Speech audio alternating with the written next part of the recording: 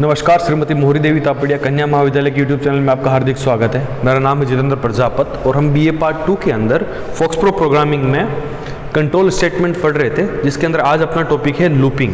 कौन सा है? लूपिंग, जिसके नाम से समझ में आ रहा है। लूपिंग मतलब एक ही काम को एक से ज़्यादा बार करना, उसको क्या कहेंगे? अपन लूपिंग कहेंगे। क्या लिखा है इसके अंदर कि स्टेटमेंट के किसी ब्लॉक को बार बार एग्जीक्यूट कराने की प्रक्रिया को लूपिंग कहा जाता है। एक काम को बार बार करने को क्या कहते हैं? लूपिंग कहते हैं। एक स्टेटमेंट को लूप की सहायता से कई बार एग्जीक्यूट कराया जा सकता है। लूपिंग में स्टेटमेंट का ब्लॉक तब तक एग्जीक्यूट होता है जब तक कि इसकी जो कंडीशन है वो फॉल्स नहीं हो जाती या फिर ट्रू रहती है। जैसे एक स्टूडेंट कहता है कि मैं स्कूल तब तक जाऊंगा जब तक कि संडे नहीं आएगा। आज मंडे है,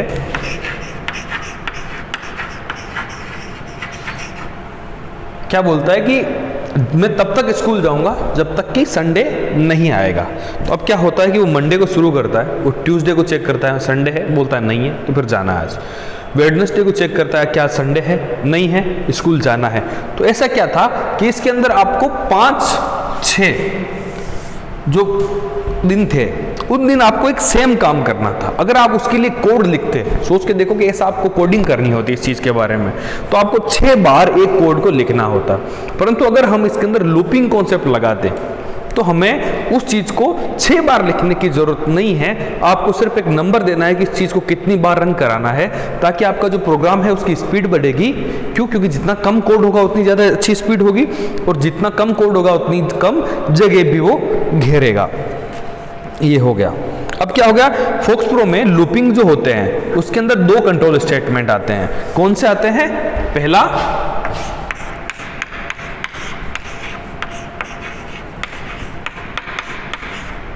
डू वाइल और दूसरा फॉर। अब हम सबसे पहले जो है वो डू वाइल स्टेटमेंट के बारे में चर्चा करेंगे।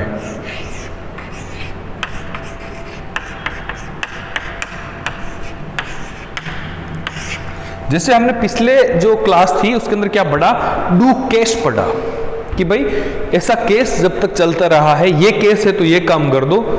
अब इसमें क्या बोल रहा है? जब तक, वाइल, जब तक ये है वो तब तक ये करते रहो। जब तक कोई जो कंडीशन है वो ट्रू है, ये काम करते रहो। जब तक कोई कंडीशन ट्रू है आप काम करते रहो। कैसे होता है ये? चलिए देखते हैं अपन। डू वाइल लूप में जब तक एक कंडीशन ट्रू होती है तब तक इसकी बॉडी में दी गई स्टेटमेंट्स एग्जीक्यूट होती रहती है।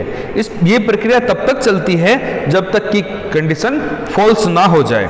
डू वाइल का जो स्ट्रक्चर होता है, इसका सिंटेक्स होता है, वो इस प्रकार रहता है।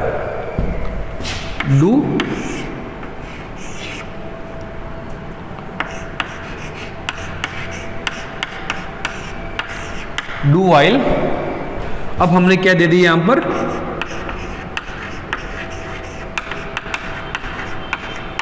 कंडीशन दे दी आपने कि ये कंडीशन जब तक ट्रू है आपको क्या करना है?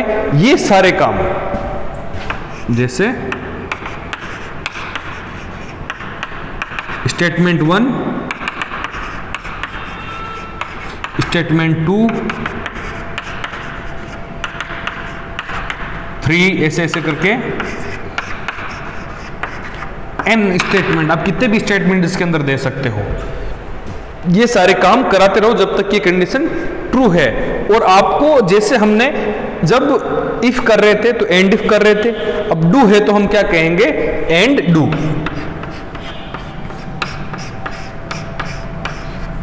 एंड डू हम जैसे ही करेंगे तो अपनी ये प्रोग्रामिंग का ये वाला जो भाग है, ये जो लूप है, वो वहीं पर खत्म हो जाएगा। तो आपने क्या देखा? जब तक ये कंडीशन ट्रू है करते, जब तक ये कंडीशन ट्रू है ये काम करते रहिए। कौन सा काम? ये बीच में यहां पर जो भी लिखा होगा, जैसे मैं यहां पर प्रिंट का दे दिया, मैंने 1 + 1 का को वापस करता रहा। कोई वेरिएबल को मैं कम कर रहा हूं, मैं ज्यादा कर रहा हूं, जो भी मैं कर रहा हूं तो वो काम में होता रहेगा। अब अपन देखते हैं इसके बारे में, कोई एक एग्जांपल लेते हैं, क्योंकि ऐसे तो समझ में नहीं आएगा ये चीज।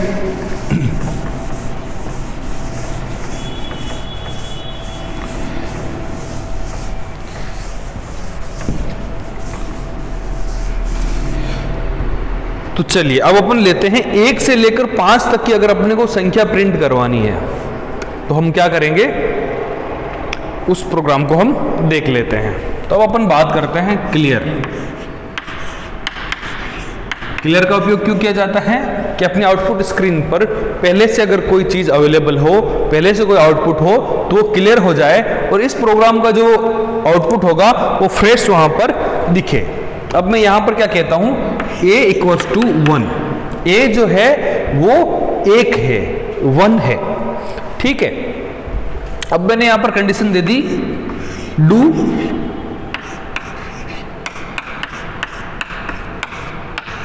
डू वाइल, ये काम करते रहना जब तक कि a जो है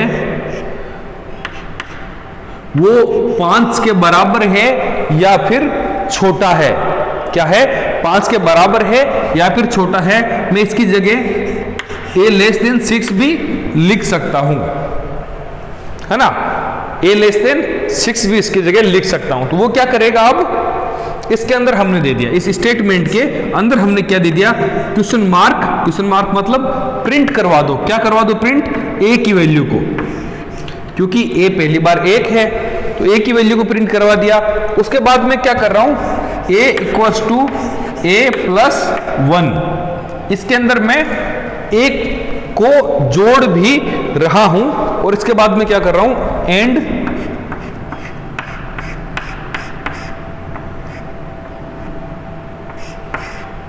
डू, और यहां पर क्या आ जाएगा, रिटर्न।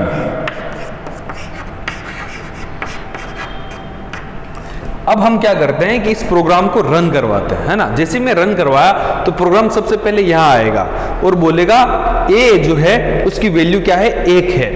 और अब यहां पर कंडीशन में चेक करेगा कि अब यहां पर a 1 है तो बोलेगा क्या a 1 से छोटा है, सॉरी जो a है या 1 है वो 5 से छोटा है या उसके बराबर है।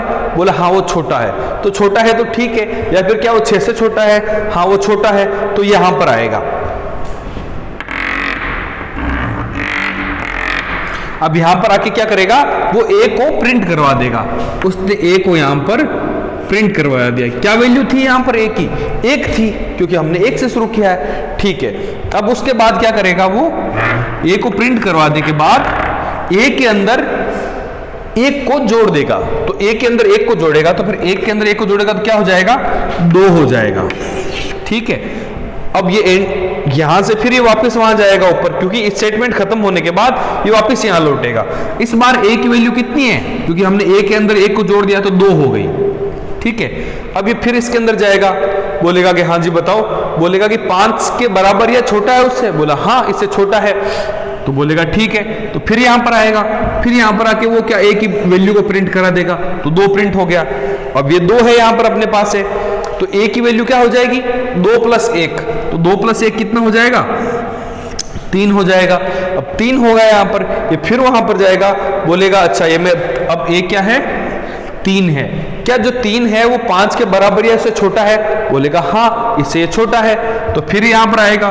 फिर अब a की वैल्यू क्या हो जाएगी, प्रिंट, 3 प्रिंट हो गई इसके अंदर। फिर ये यहां पर आया a = a+1, वापिस a+1 कर दो। इस बार क्या हो गया, a 3 + 1 4 हो गया। अब 4 यहां पर आएगा, 4 यहां पर आके बोलेगा कि ठीक है चेक करो कंडीशन, बोलेगा क्या ये 5 से छोटा है, बोला हाँ जो 4 है वो 5 से छोटा ही होता है।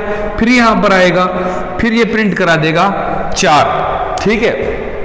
उसके बाद यहां पर आएगा a = a+1 कर देगा, a+1 क्या हो गया, अब 5 हो गया, 5 प्रिंट करवाएगा।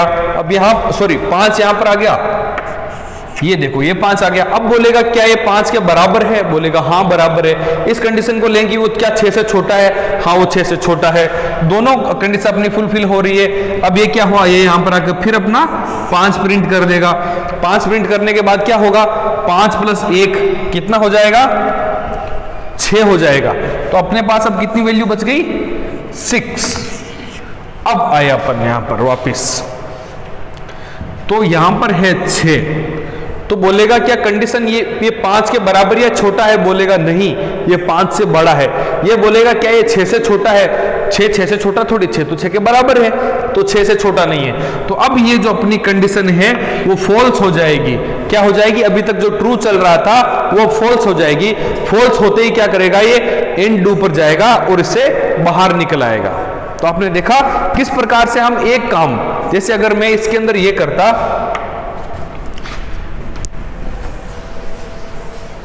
कि a इक्वल्स टू 1 प्रिंट कर दो a को, फिर a equals to a plus 1 print कर दो a को, फिर a equals to a plus 1 फिर प्रिंट पर करो a को। यहां पर 1 प्रिंट हो रहा है, यहां 2, यहां 3, ठीक है। यहां पर a equals to a plus 1 print कर दो a को, फिर a equals to a plus 1 फिर प्रिंट कर दो a को। अगर मैं इतना लंबा कोड लिखूं, इससे अच्छा है कि मैंने इतना सा कोड लिखा ही है।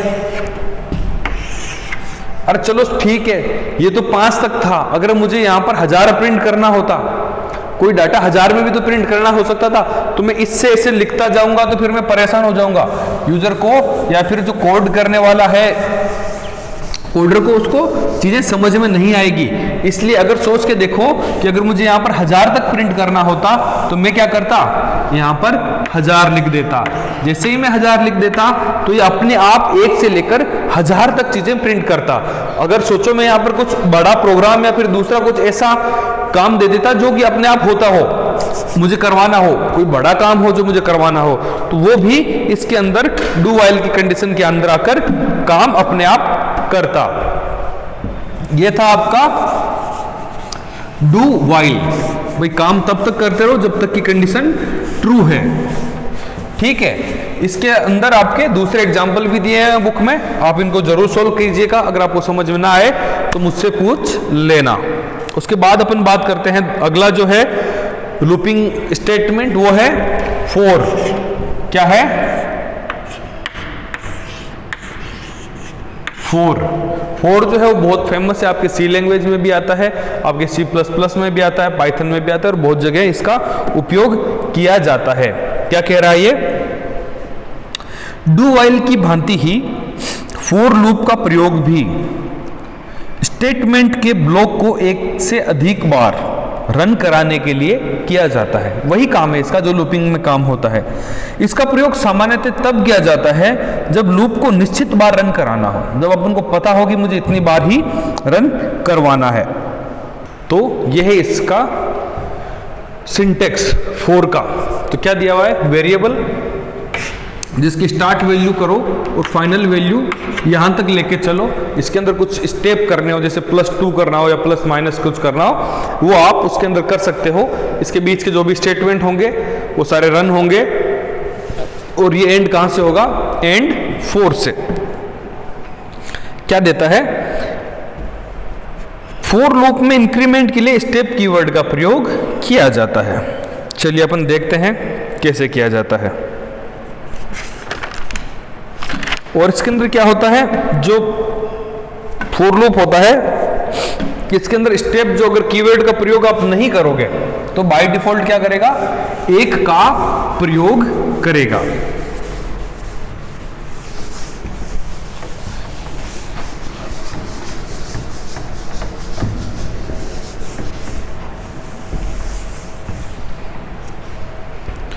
जैसे अब अपन एग्जांपल लेते हैं 1 से लेकर 5 तक की संख्याओं को प्रिंट कराने के लिए, तो अपन क्या करेंगे? CLEAR क्लियर कर दिया। सबसे पहले तो क्लियर किया रहना क्यों जरूरी है? ताकि पहले का कोई आउटपुट हो तो वो बीच में ना आए। अब अपन क्या करेंगे? फॉर, फिर क्या बोला था? वेरिएबल। वेरिएबल क्या अपने पास? A है, उसकी इनिशियल वैल्यू 1 और कहां तक चलना है इसको? टू 5 तक। और अपन स्टेप जो है उसको अभी नहीं दे रहे हैं। क्यों? क्योंकि डिफॉल्ट में जो वो है वो 1 की वैल्यू ले ही रहा है। ये क्या कर देगा यहाँ पर +1 कर देगा। बाय डिफॉल्ट जो होता है, बाय डिफॉल्ट मतलब अपने आप, जो अगर अपन कुछ नहीं देते तो अपने आप वो 1 से इंक्रीमेंट कर लेगा। अब यहाँ पर हम a को प्रिंट करा रहे हैं और हमने यहाँ पर क्या कर दिया, एंड 4 रिटर्न। ये हमने एक सिंपल प्रोग्राम बना दिया यहाँ पर। चलिए अब अपन क्या होगा, अब यहाँ पर a आएगा और सबसे पहले क्या बोलेगा, a = 1, 1 2 3 4 5 तक चलाना है और हमें क्या करना है, प्रिंट करवाना है। तो 1 हुआ अब सबसे पहले प्रिंट, यहां से निकल के फिर यहाँ गया और यहाँ पर क्या हो जाएगा +1। जैसे ये कोड खत्म होगा क्या हो जाएगा +1। तो यहाँ पर फिर 2 प्रिंट होगा, फिर यहाँ से निकलेगा, फिर 3 यहाँ से निकलेगा, 4 फिर यहाँ से निकलेगा और जब तक कि 5 हो गया तो ये बात खत्म। यहाँ पर ये अपना जो है वो लूप बंद कर देगा। ये बहुत ही सिंपल आपको फोर समझने का कॉन्सेप्ट है कि फोर का उपयोग कैसे किया जाता है। इसके अंदर मैं जैसे मुझे 2 4 6 8 10 प्रिंट कराना है तो मैं क्या करूंगा, 4 a = 2, ठीक है, 2 10 स्टेप +2। क्यों? क्योंकि मुझे 2 को प्रिंट कराना है ना, 2 को प्रिंट कराना है तो क्या करूंगा मैं, ये, और यहां पर मैं क्वेश्चन मार्क क्या कर दूंगा, a, question mark a and 4। तो अब क्या होगा कि 2 आएगा, सबसे पहले प्रिंट होगा, फिर उसके अंदर 2 जुड़ जाएगा। अब इस बार क्या होगा, प्रिंट 4 होगा, अब फिर आएगा यहाँ पर 4 आएगा, उसके अंदर 2 जुड़ जाएगा, 6 प्रिंट होगा, उसके अंदर 2 जुड़ जाएगा, 8 प्रिंट होगा, और कहां तक चलेगा, जब तक कि ये 10 नहीं हो जाता। ये था आपका फोर और डू वाइल लूपिंग सिस्टम। कल हम पढ़ेंगे नेस्टेड लूप क्या होते हैं, और आपके जो ये पूरा कंट्रोल स्टेटमेंट है उसका ये चैप्टर पूरा हो जाएगा। आपका ये जो फोक्सप्रो जो सब्जेक्ट है वो ऑलमोस्ट पूरा हो चुका है। अपन दिवाली के बाद 1-2 क्लासेज में इसको कंप्लीट कर देंगे।